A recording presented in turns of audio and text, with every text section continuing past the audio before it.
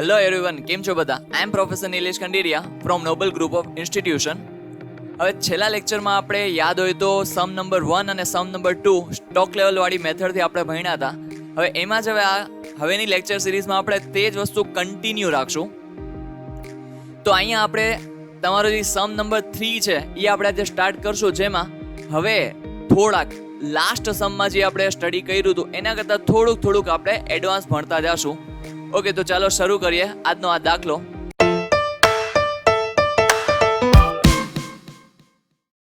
હવે જો સૌથી પહેલા આપણે ક્વેશ્ચન રીડ કરી લઈએ તો હવે ક્વેશ્ચનમાં આપણને શું કીધું છે તો કે અલગ એક ટેબલ આપ્યું છે. હવે તમને એક પ્રોડક્ટ આપી છે જેમાં 3 રો મટીરિયલ છે A, B અને C. એટલે કે આપણે જે ગુડ્સ વેચીએ છીએ એ પ્રોડ્યુસ કરવા માટે આ 3 પ્રકારના મટીરિયલ આપણને રિક્વાયર્ડ છે. દેન આફ્ટર જો ક્વેશ્ચન રીડ કરીએ તો કીધું છે આપણને a company uses 3 types of material A, B and C. Following are the information of it. એમાં ટેબલમાં છે ને અલગ અલગ કોલમ્સ આપી છે. ફર્સ્ટ છે રો મટીરિયલ, સેકન્ડ છે કન્ઝમ્પશન ઇન કેજી, ROQ. હવે જો અહીંયા ROQ એટલે શું થાય? રીઓર્ડર ક્વોન્ટિટી. કે જ્યારે પણ તમે રીઓર્ડર કરશો ત્યારે આટલી ક્વોન્ટિટી ઓર્ડર કરશો. એટલે કે અલ્ટિમેટલી આ શું કહેવાય આપણા માટે? તો કે ઓર્ડરિંગ ક્વોન્ટિટી. આઈધર તમે એને EOQ કહી શકો કે જે બેસ્ટ ઓર્ડર આપણા માટે હોય, મીન્સ કે જે ક્વોન્ટિટી આપણા માટે ઓર્ડર કરવા માટે બેસ્ટ હોય એ જ ઓલવેઝ આપણે કરતા હોય. તો અલ્ટિમેટલી ROQ, OQ કે EOQ ત્રણે વસ્તુ સેમ જ થાય. ઓકે, એના પછી આપ્યું છે પ્રાઇસ પર કેજી. દેન આફ્ટર કીધું છે weekly period for delivery. Then after કીધું છે ઓર્ડરિંગ લેવલ, મિનિમમ ક્વોન્ટિટી. હવે જો અહીંયા તમને કેજીસમાં આપ્યું છે અને ટાઈમ આપ્યો છે ઓલમોસ્ટ વીકમાં આપ્યો છે. અને રો મટીરિયલનું છે ને જો અહીંયા એક કોલમ વધારાની એક સારી આપી છે કે જો તમને સેકન્ડ કોલમ આપી છે કન્ઝમ્પશન કેજી, એમાં તમને 10, 4 અને 6 કીધું છે. રો મટીરિયલ આપણને આપ્યા છે A, B, C. રીઓર્ડર ક્વોન્ટિટી છે 10,000, 5,000, 10,000. પ્રાઇસ પર કેજી છે 1, 3 એન્ડ 1.5 રૂપીઝ.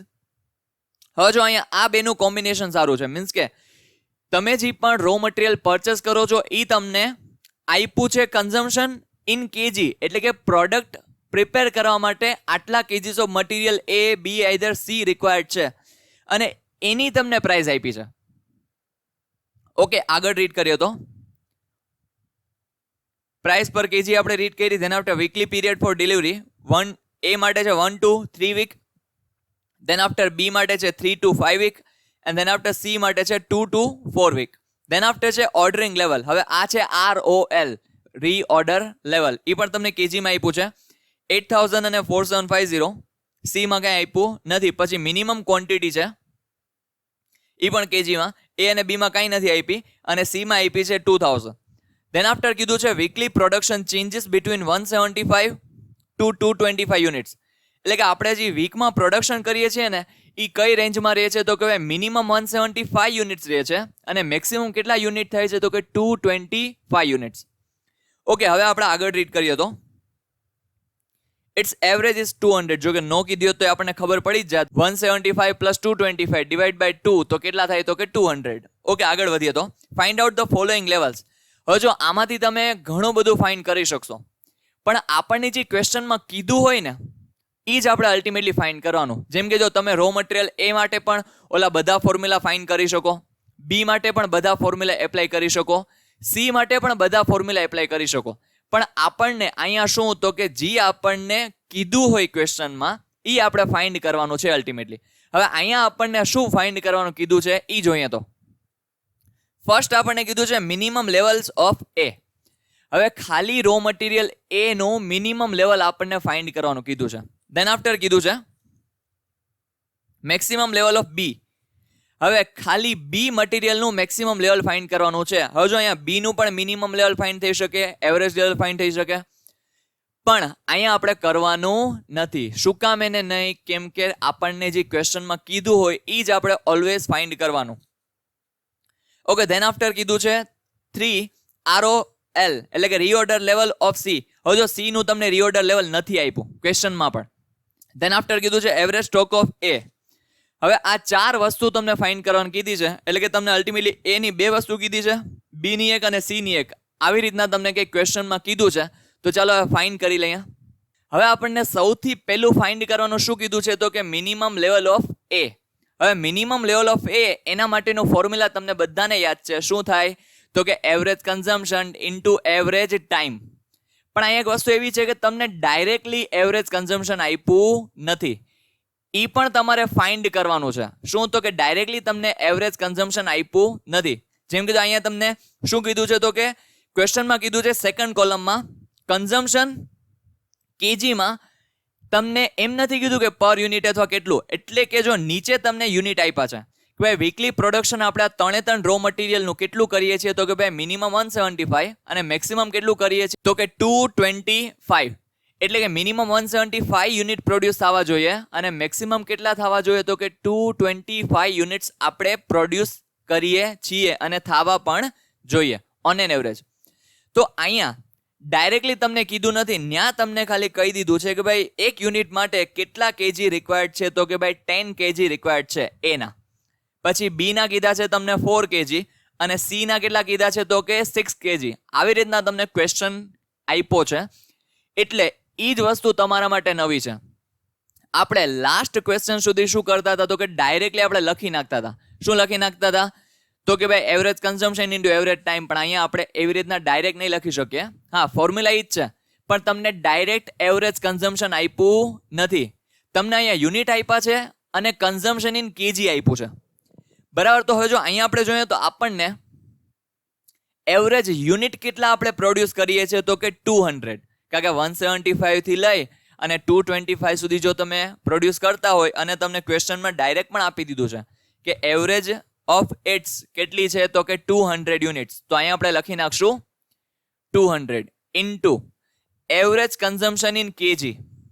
એને મલ્ટીપ્લાઈડ બાય તમે શું કરશો? તો કે કન્ઝમ્પશન ઇન કેજી. હા, મેં અહીંયા એવરેજ લખી નાખ્યું છે, પણ તમને અહીંયા એવરેજ મળી જ નહીં શકે, કારણ કે તમને ડાયરેક્ટ શું આપી છે? તો કે સિમ્પલી તમને કેજીમાં બધું આપ્યું છે કન્ઝમ્પશન. તો અહીંયા કન્ઝમ્પશન ઇન કેજી કેટલું છે? તો કે ભાઈ એનું કેટલું છે? તો કે એનું છે 10 કેજી. તો અહીંયા આપણે લખી નાખશું 10.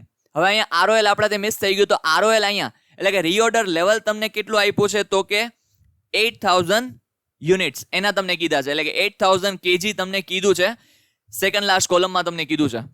તો અહીંયા આપણે લખી નાખીએ 8000 માઇનસ. હવે અહીંયા જોવા જાવ તો ultimately last and final average weekly time. હવે વીકલી ટાઈમ તમને ઇન્ડિવિજ્યુઅલી આપ્યો છે. જો તમને 5th કોલમમાં આપ્યું છે વીકલી પીરિયડ ફોર ડિલિવરી, એટલે કે એ શું થયો? તો કે ટાઈમ થયો. તો અહીંયા જોવા જાવ તો તમને 1 to 3 વીક સુધી આપ્યું છે. એટલે કે એક વીકથી લઈને કેટલા વીક સુધીનો ટાઈમ લાગે એમ છે? તો કે 3 વીક સુધી. જો અહીંયા તમે જોવા જશો તો મિનિમમ કેટલા વીક? તો કે 1 વીક અને મેક્સિમમ કેટલા વીક? તો કે 3 વીક. તો અહીંયા તમે જો બેની એવરેજ કાઢો તો સિમ્પલી શું થશે? તો કે ભાઈ 1 + 3 ડિવાઈડ બાય તમે 2 કરશો તો કેટલા આવશે? તો કે 2. આનું તમને સિમ્પલી બતાવી દઉં છું કેમ ફાઇન કર્યું છે એ બાજુમાં જ. તો કે 1 + 3 ડિવાઈડ બાય 2. આ છે મિનિમમ ટાઈમ, આ છે મેક્સિમમ ટાઈમ. ડિવાઈડ બાય આપણે શું કર્યું? તો કે 2 કર્યું. એટલે આપણને મળ્યો આન્સર કેટલો? તો કે 2. ઓકે, અહીંયા આપણે લખી નાખ્યું. હવે ખાલી ચેક કરી લઈએ કે કેટલું આવશે.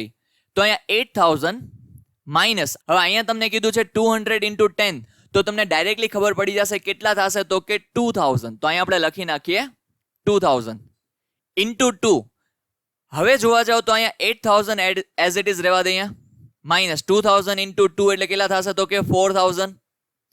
હવે 8000 માંથી જો તમે 4000 માઇનસ કરો તો કેટલા આવે? તો કે 4000 યુનિટ્સ. ઓકે, અહીં સુધી બધાને ક્લિયર થાય છે? આ આપણો આન્સર થઈ ગયો કાનો? તો કે ભાઈ ફર્સ્ટ સિચ્યુએશનનો શું કીધું છે આપણને? મિનિમમ લેવલ ઓફ એ કેટલું થશે? તો કે 4000 યુનિટ્સ. ક્લિયર થાય છે અહીં સુધી? હવે આપણને નેક્સ્ટ શું કીધું છે? તો કે આપણને કીધું છે મેક્સિમમ લેવલ ઓફ બી. હવે બી ના બીજા બધા લેવલે ફાઇન્ડ થઈ શકે તેમ છે, પણ આપણે ક્વેશ્ચનમાં જે કીધા હોય એ ફાઇન્ડ કરવાના હોય. તો અહીંયા આપણને કયું કીધું છે? તો કે મેક્સિમમ લેવલ ઓફ બી કીધું છે. હવે એનું ફોર્મ્યુલા તમને બધાને ખબર છે, એ જ થાય છે, પણ અહીંયા થોડોક એમાં ચેન્જ શું કામ એને થશે? કારણ કે તમને ડાયરેક્ટ કન્ઝમ્પશન આપ્યું નથી, તો એના માટે આપણે થોડોક ચેન્જીસ થશે. જો તમને ફોર્મ્યુલા યાદ છે શું છે? તો કે આરઓએલ. આરઓએલ તમે ડાયરેક્ટ શું ફોર્મ્યુલા લખતા હતા? તો કે ભાઈ minimum consumption into minimum time. સાચું જ છે એ ફોર્મ્યુલા, પણ અહીંયા તમને ડાયરેક્ટ મિનિમમ કન્ઝમ્પશન આપ્યું નથી. એ આપણે ફાઇન્ડ કરવાનું છે, કારણ કે આપણને ક્વેશ્ચનમાં જે ડિટેલ આપી છે એ પ્રમાણે આપણે ક્યારેક ફાઇન્ડ કરવું પડે. તો અહીંયા ફાઇન્ડ કરીએ તો એના માટે શું તો કે minimum units into consumption in KG. હવે મિનિમમ યુનિટ્સ કેટલા છે તો કે 175, કારણ કે આપણને કીધું છે ને 175 થી લઈ અને 225 સુધી થાય છે આપણું પ્રોડક્શન. તો 175 શું છે તો કે મિનિમમ છે. તો અહીંયા આપણે 175 લખશું અને અહીંયા EOQ. હવે જો અહીંયા તમને EOQ જે મેં તમને સમજાવ્યું હમણાં જ કે ઇકોનોમિક ઓર્ડરિંગ ક્વોન્ટિટી અને રીઓર્ડરિંગ ક્વોન્ટિટી ત્રણ વસ્તુ અલ્ટિમેટલી સેમ જ છે. અહીંયા તમને રીઓર્ડર ક્વોન્ટિટી આપી છે કોની તો કે બીની. હવે અહીંયા આપણને આપ્યું છે રીઓર્ડર લેવલ, એટલે કે ઓર્ડરિંગ લેવલ હોય એ જ શું બની જાય આપણા માટે તો કે રીઓર્ડર લેવલ. તો બી નું તમને આપ્યું છે 4750. તો અહીંયા આપણે લખી નાખીએ 4750 માઇનસ. હવે અહીંયા જોવા જાઓ મિનિમમ કન્ઝમ્પશન કેટલું થાય છે તો કે મિનિમમ કન્ઝમ્પશન માટે આપણે શું કરવું પડશે તો કે minimum unit into consumption in KG. હવે મિનિમમ યુનિટ કેટલા છે તો કે ભાઈ 175 ઇન્ટુ કન્ઝમ્પશન ઇન કેજી. હવે આ કોનું છે તો કે બી નું છે. તો બી ની કેટલે આપણને આપ્યું છે તો કે 4. તો 175 ઇન્ટુ 4 હજી ઇન્ટુ છે કેટલા છે તો કે મિનિમમ ટાઈમ ઇન વીક. હવે એમાં તમને ટાઈમ આપ્યો છે 3 to 5 વીક, એટલે 3 વીક થી લઈને કેટલા વીક સુધી તો કે 5 વીક સુધી. તો મિનિમમ ટાઈમ કેટલો થયો એમાં તો કે 3 વીક. તો અહીંયા આપણે લખી નાખશું મલ્ટીપ્લાય બાય 3 પ્લસ EOQ. હવે EOQ તમને અહીંયા બી માં કેટલો આપ્યો છે તો કે જો ROQ આપ્યો છે કેટલો છે 5000. તો અહીંયા આપણે લખશું 5000. હા, એની પહેલા અહીંયા બોક્સ આ પૂરું થઈ જાય છે. હવે અહીંયા 4750 એઝ ઇટ ઇઝ માઇનસ. હવે અહીંયા જોવા જાઓ તો 175 ઇન્ટુ 4 અહીંયા બ્રેકેટ હોય કે ન હોય ઇન્ટુ 3 છે, ઇન્ટુ છે એટલે વાંધો નથી. માઇનસ પ્લસ હોત તો હજી આપણે ડાયરેક્ટ ન કરત, પહેલા આપણે આ સ્ટેપનું મલ્ટિપ્લિકેશન કરત પછી આગળ વધત. પણ અહીંયા તો તમને મલ્ટિપ્લિકેશન જ આપ્યું છે. તો અહીંયા 175 ઇન્ટુ 4 ઇન્ટુ 3 કેટલો આન્સર આવે તો કે 2100. તો અહીંયા આપણે લખી નાખીએ 2100 પ્લસ કેટલા તો કે આ 3 નો મલ્ટિપ્લિકેશન 2100 થયો પ્લસ 5000. હવે જો આપણે આગળ વધીએ તો 4750 માઇનસ 2100 પ્લસ 5000 કરો તો કેટલો આન્સર આવે તો આપણને અહીંયા 7650 યુનિટ્સ અહીંયા આપણને મળ્યા. તો અહીંયા પણ આપણે લખી નાખીએ 7650 યુનિટ્સ.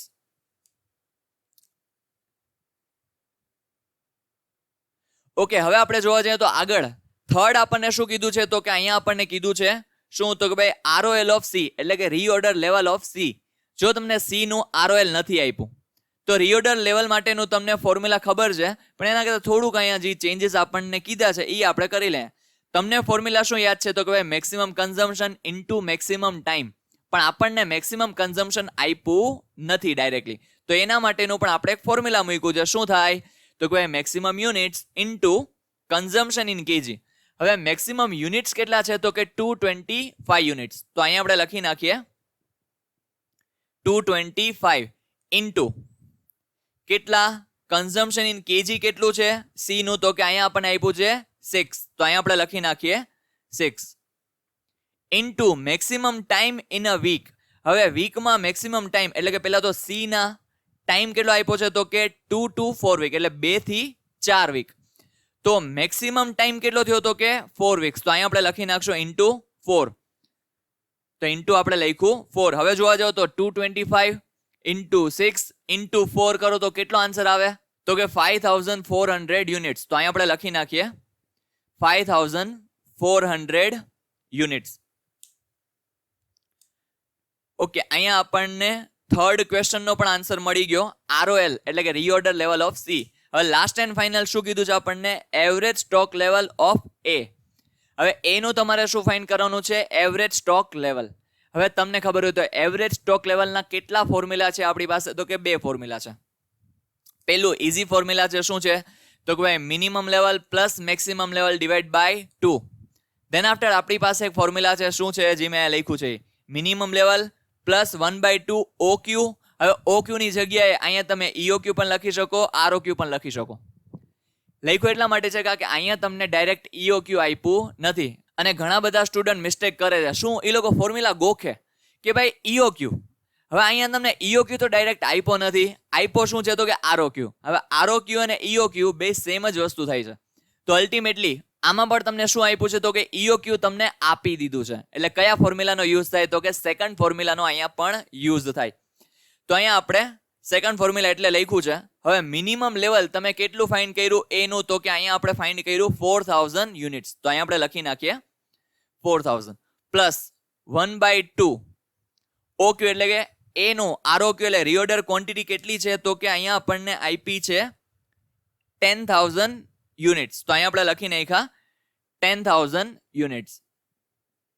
હવે 10000 ડિવાઈડ બાય 2 કરો તો કેટલા આવે તો કે 5000 અહીંયા આપણને મળશે. તો અહીંયા 5000 આપણે લખી નાખ્યા. હવે ફાઇનલ આન્સર શું આવશે તો કે 4000 પ્લસ 5000 તો કેટલા આવશે તો કે 9000 યુનિટ્સ. હા, બધામાં યુનિટ્સ ને એવું બધું લખવું જરૂરી છે. હા, જો કેજી હોત તો હું કેજી લખત, પણ અહીંયા આપણે શું આપ્યું છે તો કે અલ્ટિમેટલી ફાઇનલ જે તમને કીધું છે એ તમને યુનિટ્સ કીધા છે. એટલા માટે આપણે અહીંયા બધામાં યુનિટ્સ લખ્યા. તો અહીંયા તમારો થર્ડ ક્વેશ્ચન કમ્પ્લીટ થઈ ગયો. જો હજી પણ આ ક્વેશ્ચનમાં કંઈક તમને ક્વેરી હોય તો નીચે તમે કમેન્ટ કરજો તમારી ક્વેરી. લાઈક કરો આ વિડીયોને, શેર કરો તમારા મિત્રો સાથે, અને જો ચેનલ પર નવા છો તો ચેનલને સબસ્ક્રાઇબ કરો.